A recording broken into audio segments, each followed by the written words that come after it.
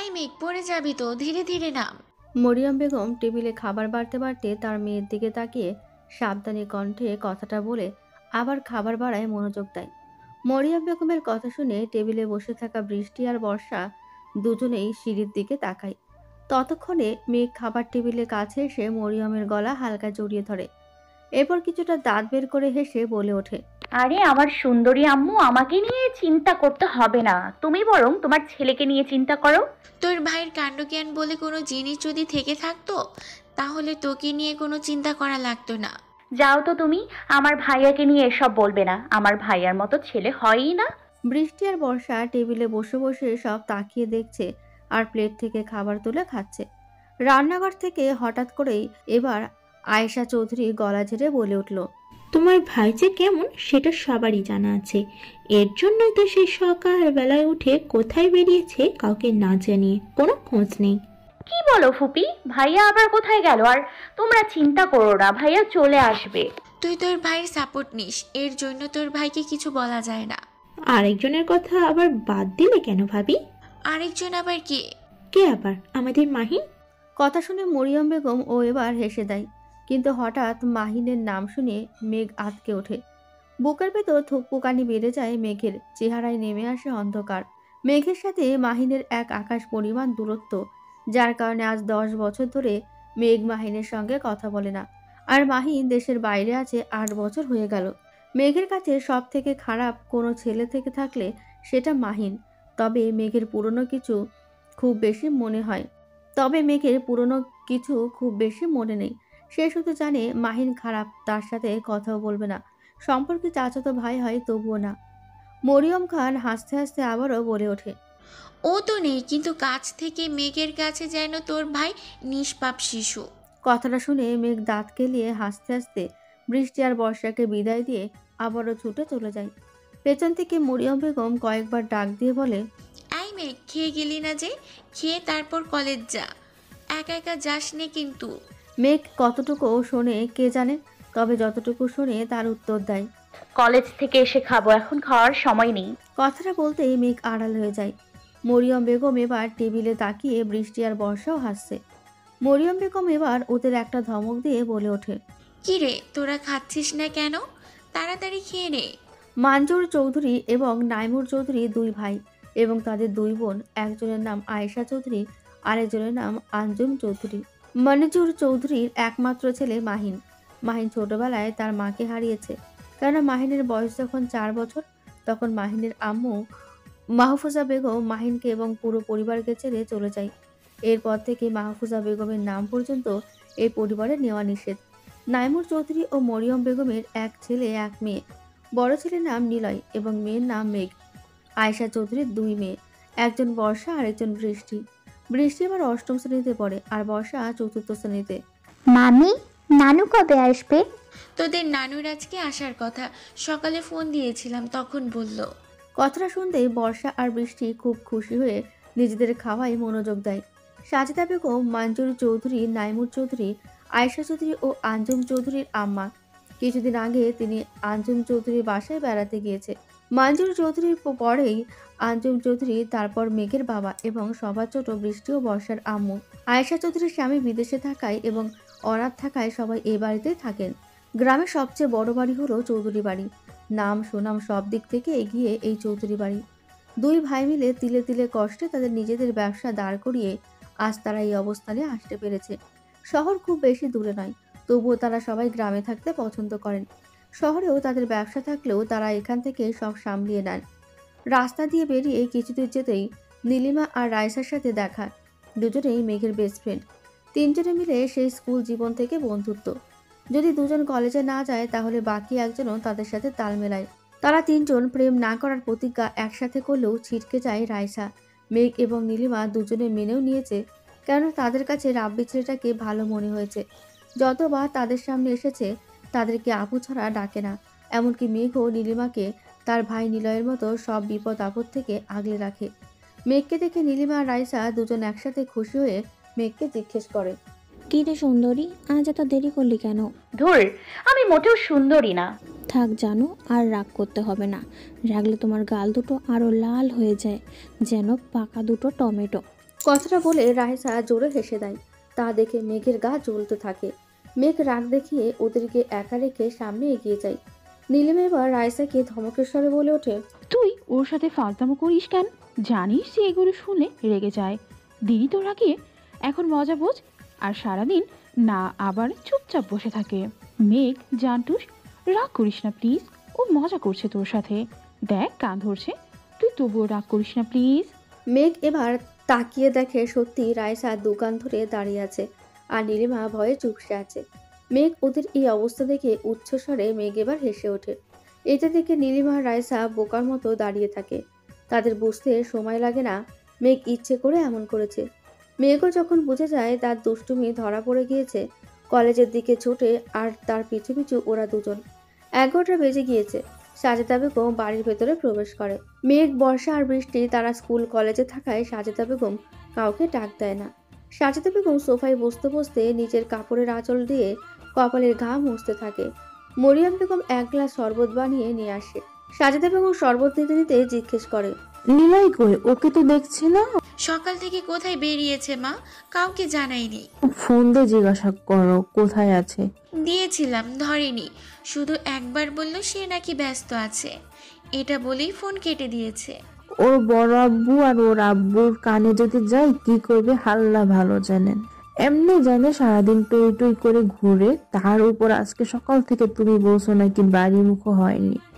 যাকগে, তাদের কানে দিও না কিন্তু আবার। আচ্ছা ঠিক আছে মা। কথাটা বলে মারিয়াম বেগম রান্নাঘরের দিকে হাঁটা দেয়। সাজেদা বেগম নিজের রুমে গিয়ে সবকিছু রেখে ফ্রেশ হয়ে ড্রয়িং রুমে এসে আবার সোফায় বসে। মরিয়ম বেগম কাছে এসে বসতে শাশুড়ি বৌমা গল্প জুড়ে দেয়। মরিয়ম বেগম নিজের মায়ের মতো ভালোবাসে, এমনকি সাজেদা বেগমও তাকে নিজের মেয়ের থেকে কম মনে করেন না।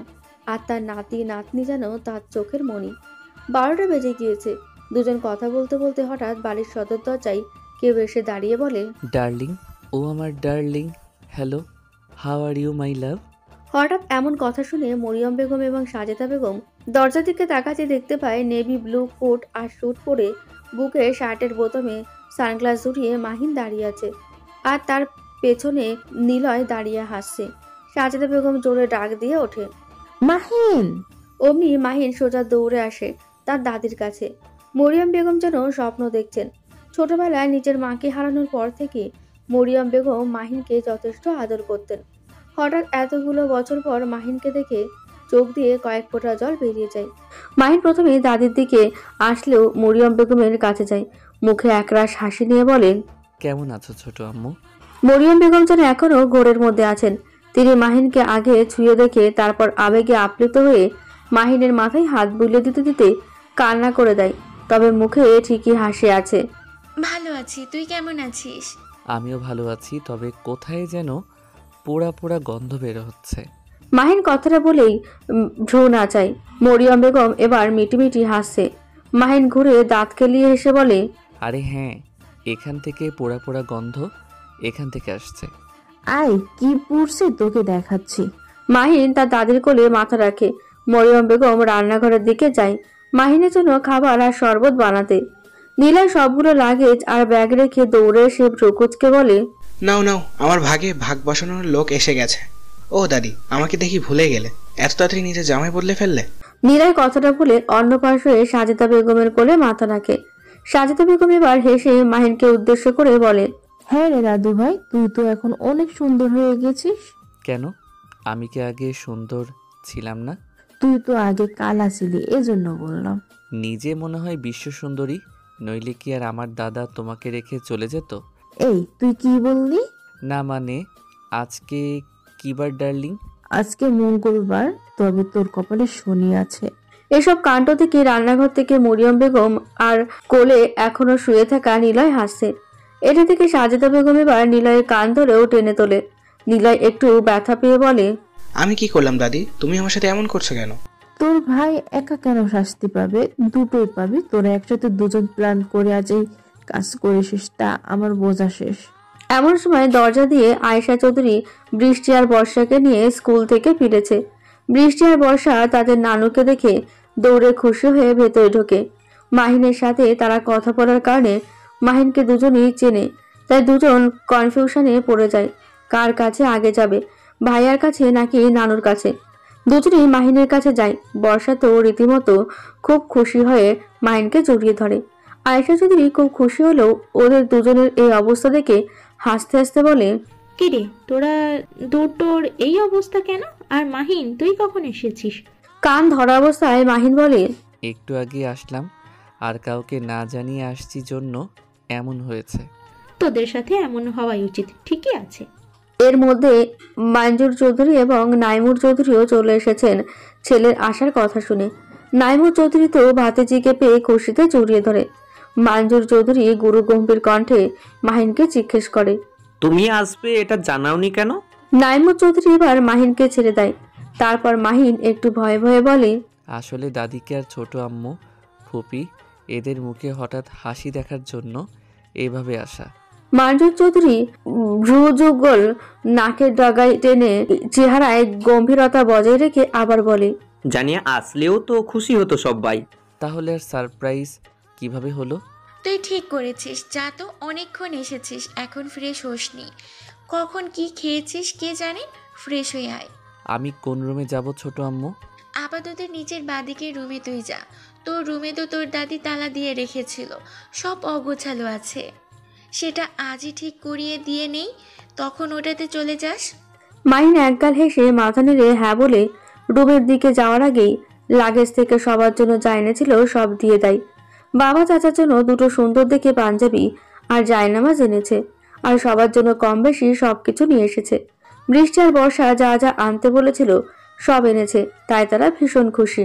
মেঘ আর নিলয়ের সব কিছু আমার হাতের লাগেজে আছে, ওদের দুজনেরটা দিয়ে দিব। মরিয়ম বেগম মাথা নেড়ে ঠিক আছে জানিয়ে দেয়। মাহিন দুটো লাগেজ নিয়ে রুমের দিকে হাঁটতে থাকলে নীলা এসে মাহিনকে হেল্প করে। এরপর মাহিন গিয়ে ফ্রেশ হয়ে একটা কফি কালারের টি শার্ট আর ট্রাউজার পরে বের হয়ে সবার সাথে খেতে বসে। এসব করতে করতে 3টে বেজে গিয়েছে। খাবার টেবিলে সবাই একসাথে খেতে বসেছে। নানান রকমের কথাবার্তা সেখানে হয়, যেখানে অধিকাংশ প্রসঙ্গ মাহিনকে নিয়ে। মাহিন নির্দ্বিধায় সবগুলোর উত্তর দিয়ে যায়। তবে একটা চেয়ার ফাঁকা, সেখানে মেঘ নেই। মেঘের সামনে এইচএসসি পরীক্ষা, তাই কলেজ শেষ করে টিউশন করে তারপর বাসায় ফিরতে ফিরতে 3টে বেজে যায়। একথা সবাইকে খাবার দিতে দিতে মরিয়ম বেগম মাহিনকে জানিয়েছে। খাওয়া দাওয়া করে মাহিন নিজের রুমে চলে যায় রেস্ট নিতে। মঞ্জুর চৌধুরী এবং নাইমুর চৌধুরী নিজেদের কাজে চলে যায়। মাহিন বিছানায় হেলান দিয়ে মোবাইল দেখছে। এমন সময় নিলয় দরজার কাছে দাঁড়িয়ে দরজায় কয়েকবার নক করলেই মাহিন ভেতরে আসতে বলে। নিলয় ভেতরে এসে বিছানায় বসে মাহিনকে জিজ্ঞেস করে, ভাইয়া বাইকে আসার সময় কোথায় যেন যাবে বললে সন্ধ্যায়? রেডি থাকিস, সেখানে গেলেই বুঝবি। নিলয় মাথা নেড়ে ঠিক আছে বলে মাহিনকে ঘুমাতে বলে চলে যায়। নিলয় বের হবে এমন সময় পেছন থেকে মাহিন ডাক দিয়ে বলে, 3টা বেজে গিয়েছে, তোর বোনকে নিয়ে আয়, নইলে তোর বোন যে লোক, দেখ গিয়ে কার গাছ থেকে পেয়ারা চুরি, বড়ই চুরি, এটা ওটা চুরি করে বসে, আর তোর সব কিছু নিয়ে নিস এসে। নিলয় হেসে মাথা নেড়ে বের হয়ে যায়, কেন নিলয় জানে এগুলো মাহিনকে আশেপাশের লোক জানিয়ে দিয়েছে। নিলয় বের হতে মাহিন বিছানায় গা এলিয়ে দিয়ে মুখে একটা মুচকি হেসে ঘুমিয়ে পড়ে। মেঘ টিউশন থেকে বের হতে দেখে নিলয় বাইক নিয়ে দাঁড়িয়ে আছে। মেঘ ভাইকে দেখে খুশি হয়ে প্রশ্ন করে, এ কি ভাইয়া, তুমি এখন? কেন, এর আগে আসিনি আমি? আরে আমি কি সেটা বলছি নাকি? চলো বাসায় চলো। নিলয় আর কথা না বাড়িয়ে মেঘকে নিয়ে রওনা হয়। মেঘও তার বান্ধবীদের বিদায় জানিয়ে চলে আসে। রাস্তায় নিলয় একটু রেগে থাকায় মেঘ আর কোনো কথা বলে না। বাসায় ফেরার পর মেঘ ড্রয়িং রুমে যেতেই অবাক হয়। মেঘকে দেখে বর্ষার বৃষ্টি দৌড়ে চলে আসে। ততক্ষণে নিলয় আবার বাইক নিয়ে বেরিয়ে পড়েছে। মেঘ দেখতে পায় তার দাদি এসেছে।